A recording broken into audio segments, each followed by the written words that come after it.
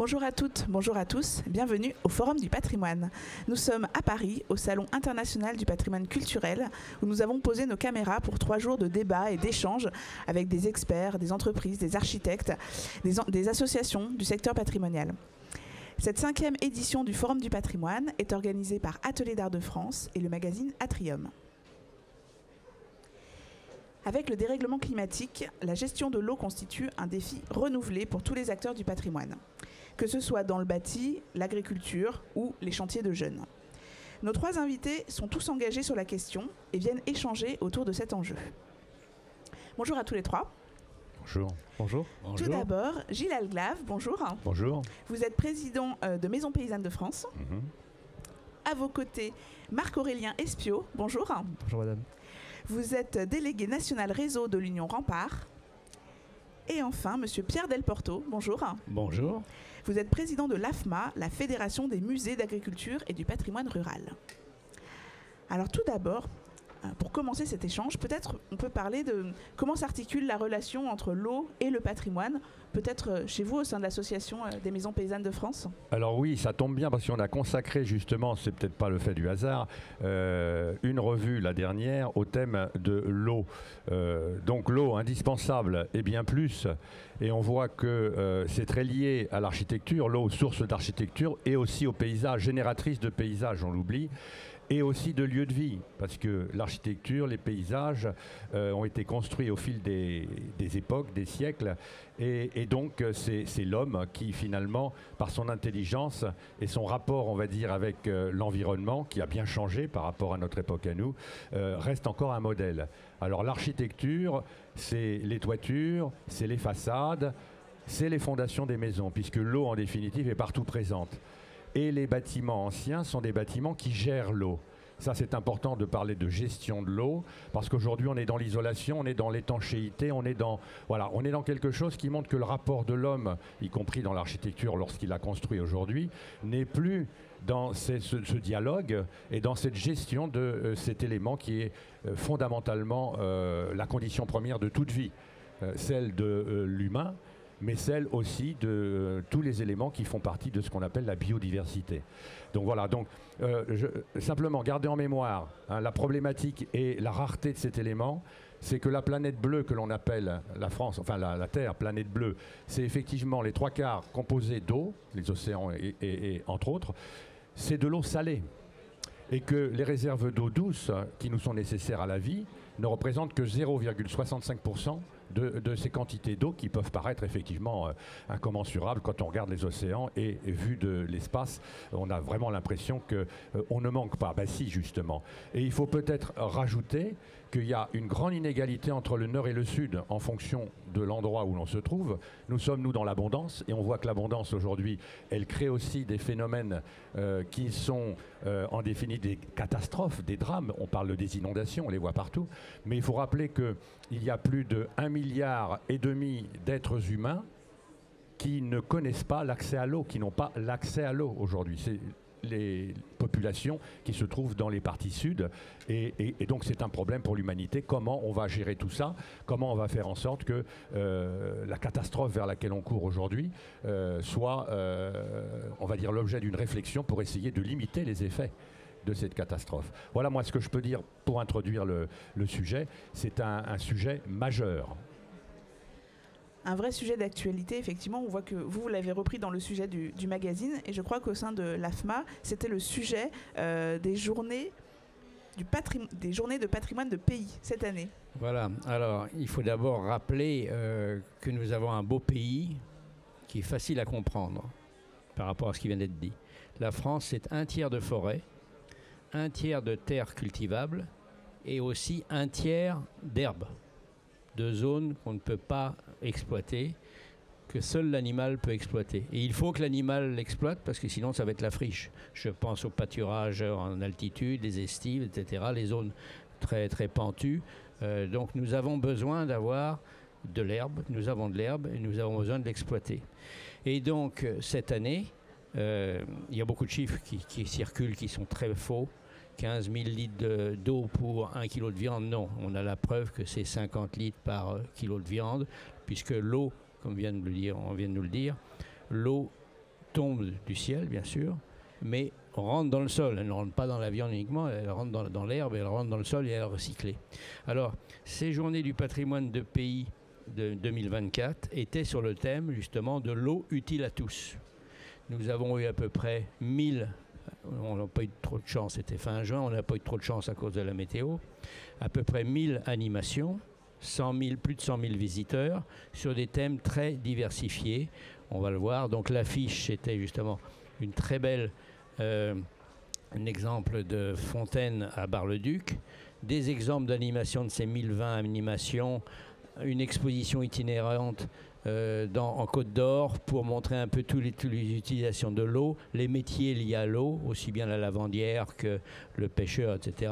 Là, nous sommes dans le Loiret avec des exemples de lavoirs, l'utilisation de l'eau par les lavoirs qui sont encore parfois utilisés.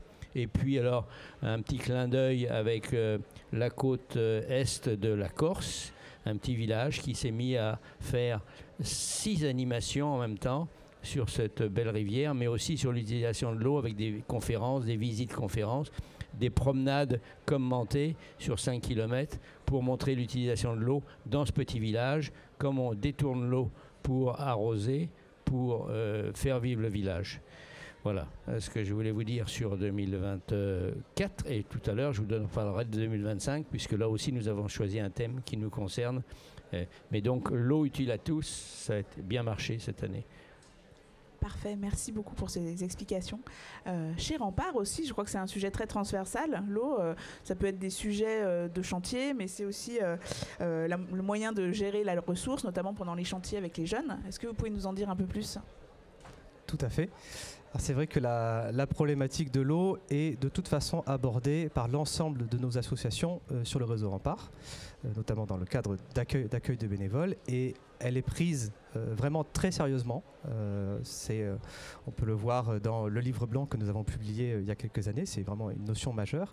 Mais il y a d'autres associations qui ont décidé vraiment de prendre le problème à bras-le-corps parce qu'elles sont dans des contextes très compliqués. Je pense tout particulièrement à l'association Terre de Pierre dans les Pyrénées-Orientales.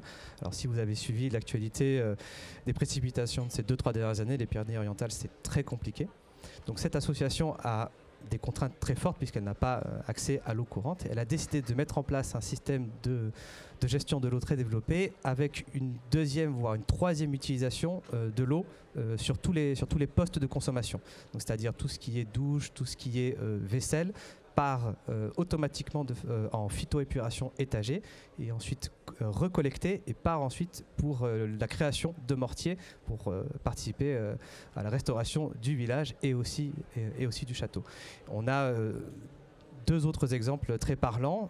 Je pense à l'association Saison et l'association Les Amis du Large de Saint-Marcouf, donc en Finistère et dans la Manche, qui, voilà, par exemple sur cette image, donc qui vivent dans des contextes insulaires où bien évidemment il n'y a pas accès à l'eau courante et qui ont aussi développé des systèmes de consommation de l'eau douce extrêmement fins, où on a réussi à évidemment quantifier ce dont on a besoin, mais aussi par une utilisation très raisonnée et l'utilisation parfois d'eau de mer pour nettoyer les outils ou même faire le mortier.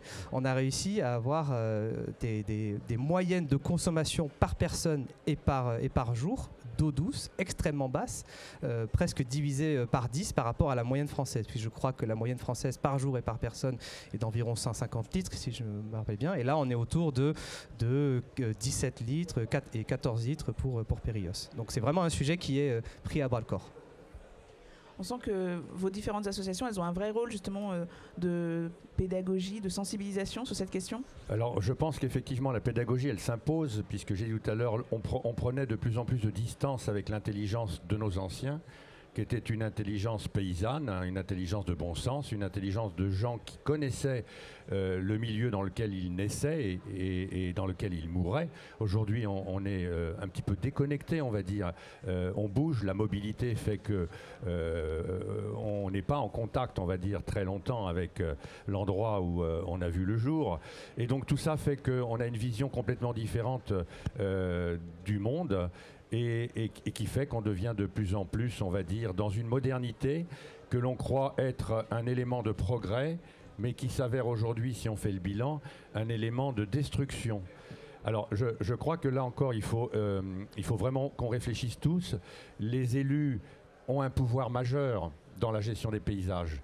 On sait qu'il y a des documents réglementaires qui existent, des PLU par exemple, qui sont des documents qui vont d'abord faire une étude du territoire de façon très très précise et qui vont peut-être aborder aussi des problèmes d'inventaire d'éléments patrimoniaux. Je pense qu'il faudrait intégrer dans l'architecture, parce que quand on fait un inventaire du patrimoine, quand on fait un PLU, on oublie aussi quelquefois des éléments de paysage.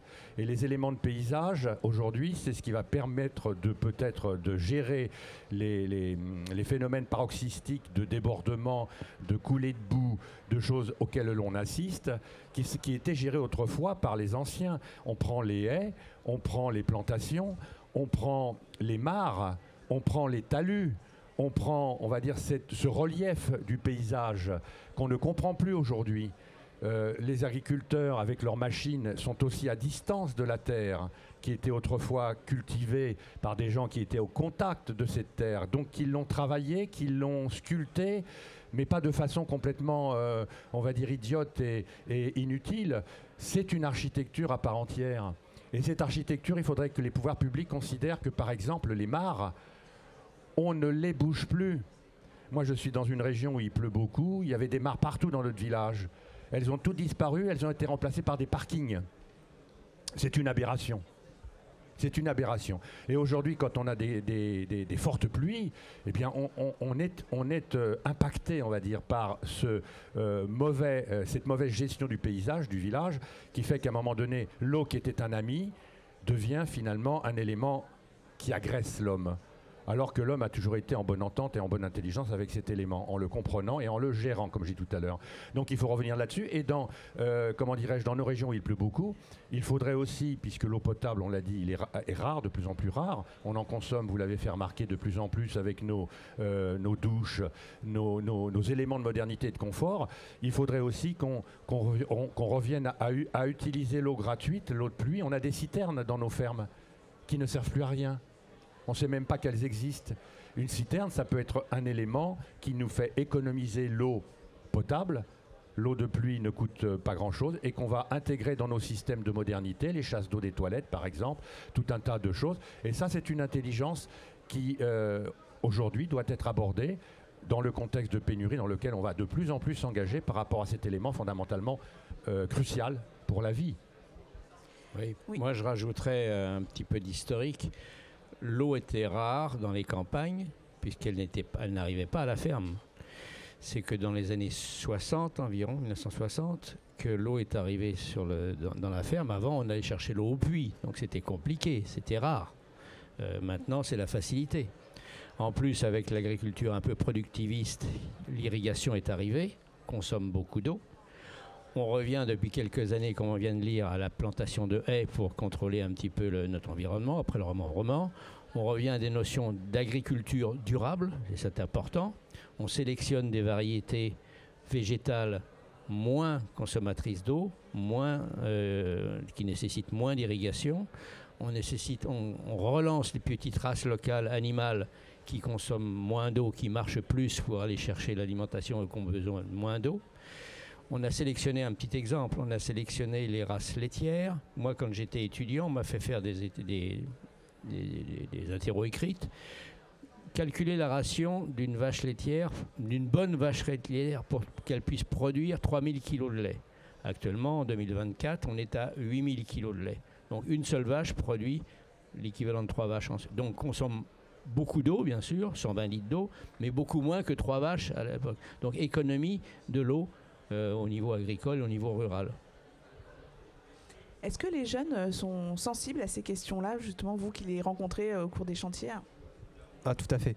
Les jeunes sont en fait assez demandeurs d'expériences qu'on va qualifier d'alternatives, on va qualifier comme ça, et ça arrive que les jeunes challenge les associations dans lesquelles ils viennent et sont très attentifs, très regardants à ce qu'elles mettent en place.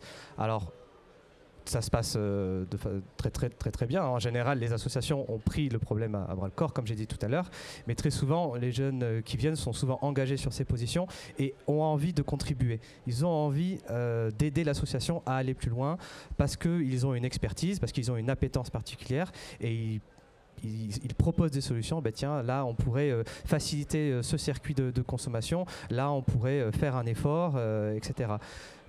Toutes les mises en place des installations qui sont sur nos chantiers, donc par exemple toilettes sèches, douches solaires, sont tout à fait appropriées par les bénévoles de façon très simple et sont même défendues par les bénévoles. Donc les expériences, moi j'appelle ça personnellement des expériences de sobriété que les jeunes font quand ils viennent en chantier sont adoptées et soutenues par les jeunes qui viennent. Ils s'y retrouvent totalement. C'est très engageant pour l'avenir. Enfin, c'est très rassurant. Ouais, c'est très rassurant, oui. Alors il y a un petit volet aussi qu'il faut citer dans le cadre des journées du patrimoine de pays, c'est les moulins. L'eau est nécessaire pour les moulins, mais je pense que c'est un autre atelier, parce qu'on est en situation de crise. Tout à l'heure. Voilà, tout à l'heure. Vous pouvez en parler. Cette eau est utile pour faire marcher les moulins, pour faire de la farine, pour faire beaucoup de choses, travailler le fer, etc. Mais donc, on a un gros problème politique que vous allez bientôt débattre. Mais c'est important aussi de donner cette notion dans l'espace rural, de maintenir ces moulins. Il y en a 60 000 en France. Maintenons-les. Est-ce que vous voulez ajouter quelque chose peut-être sur la suite ? Disons que rebondir un petit peu sur la problématique des moulins, parce que c'est vrai que ça a créé, on va dire, des prises de position très contradictoires par rapport à la notion d'écologie. Puisqu'en fait tout le monde parle d'écologie aujourd'hui, il faut quand même le dire, c'est un thème qui mobilise beaucoup et quelquefois qui clive beaucoup. On a tous une définition du concept d'écologie. Et par rapport à ce thème des moulins, on a vraiment des éléments qui montrent qu'à un moment donné, il y a aussi du lobbying par rapport à cela. On est dans une société complexe, dans une société marchande, dans une société individualiste. Et c'est vrai qu'aborder l'écologie dans une société qui est de plus en plus éclatée par des individus et des intérêts particuliers, alors que l'écologie, quand on l'aborde, c'est l'intérêt commun, c'est l'universalité, on va dire, des problèmes. Et donc c'est une approche globale, aussi bien dans l'Hexagone qu'au niveau mondial. On est véritablement sur une planète en grande souffrance. Ça veut dire que toutes les politiques que l'on doit avoir quand on aborde le sujet de la réflexion sur comment faire pour essayer d'éviter dans le mur où on va à grande vitesse, doit faire abstraction, on va dire, de cette société comment dirais-je, d'intérêts particuliers, de lobbying, etc. C'est très fort. Et on le voit particulièrement dans les moulins. Moi, je me suis intéressé à cela et j'ai vu que les théories qui avaient été mises en œuvre par rapport aux moulins pour justement casser ces ouvrages qui avaient été faits de longue date, souvent d'ailleurs par des religieux. Les moulins étaient gérés par des religieux, c'était pas des individus complètement idiots, c'était profondément écologique. Et ce qu'on a fait aujourd'hui, ça n'a été validé par aucune, on va dire par aucun bilan qui atteste que les destructions que l'on a opérées dans ce qui s'est mis en œuvre étaient efficaces. Au contraire. Et on a bien des exemples qui prouvent que là, véritablement, c'est un ratage. Oui. Donc ça sera bien d'en rediscuter sur le plateau. Mais ça fait partie de cette problématique de l'eau qu'on ne sait pas gérer de façon, on va dire, globale. Voilà. Alors moi, sur l'aspect écologique et autres, avec une autre casquette, j'emmène souvent des jeunes scolaires de Paris visiter une ferme pour leur apprendre un peu ce que c'est que l'agriculture, comment sont produits le lait, les fruits qu'ils mangent, etc. Mais je les emmène également au bord d'une rivière pour leur faire découvrir ce que c'est qu'une rivière, la rive gauche, la rive droite, ce qu'il y a au-dessus de la rivière, ce qu'il y a sous la rivière, la vie aussi bien végétale qu'animale de la rivière, ce qu'il faut faire autour d'une rivière, ce qu'il surtout ne faut pas faire autour d'une rivière pour protéger l'eau et surtout d'où vient l'eau que nous buvons. Et ça, les jeunes scolaires sont très sensibles à ça et là, ils découvrent que l'eau est utile pour tout le monde. Oui, c'est sûr qu'il y a un vrai travail de sensibilisation. Pardon, vous voulez... Non, je voulais rebondir sur cette remarque tout à fait pertinente parce que la notion de contextualisation est extrêmement importante et on la développe aussi dans pas mal de nos associations où évidemment les jeunes interviennent pour travailler sur un patrimoine bâti la plupart du temps, mais l'association fait l'effort aussi de contextualiser ce travail et de faire en sorte que les bénévoles comprennent que ce lieu est en fait inclus dans un environnement naturel et qu'il a fonctionné souvent grâce à son environnement naturel, alors qu'il a très souvent façonné, qu'il a très souvent travaillé, mais que l'équilibre qui était là, s'il est perturbé, ne peut plus fonctionner. Et cette approche de la conservation de l'eau, cette approche de la pollution de l'eau, on la retrouve dans une autre association qui s'appelle La Colporteuse, qui est dans les Deux-Sèvres, où l'association a développé un atelier de fabrication de savon artisanal à partir de ruches qui sont exploitées sur place. Et ça permet d'aborder la notion de polluant quotidien, en fait, que vous utilisez quand vous faites la vaisselle, quand vous lavez votre linge. Cette pollution, en fait, qu'on ne voit pas, mais qui est réelle et qui mène à l'eutrophisation de milieux aquatiques et qui est vraiment réel. Et un autre exemple qui est assez parlant, l'association Adichatz en Gironde, là aussi, autour de ces sites, développe un discours sur l'intérêt écologique de la vallée du Ciron, qui est d'un intérêt crucial, ne serait-ce que pour la biodiversité qu'elle entretient, mais aussi pour l'activité économique qu'elle soutient, puisqu'on sait que c'est elle qui est à l'origine de la production du sauterne qu'on apprécie tant. Je vous remercie beaucoup pour cet échange. Je crois qu'on va finir sur une annonce. Une annonce, le scoop. Je vous ai parlé tout à l'heure des Journées des patrimoines de pays 2024 avec l'eau utile à tous. Mais voilà, aujourd'hui, nous lançons donc le scoop du salon. C'est le thème des Journées du patrimoine de pays 2025 qui vont avoir lieu donc le vendredi 27 juin, surtout ouverte aux scolaires, et surtout le samedi 28 et le dimanche 29 juin 2025, ce sera la 27e édition.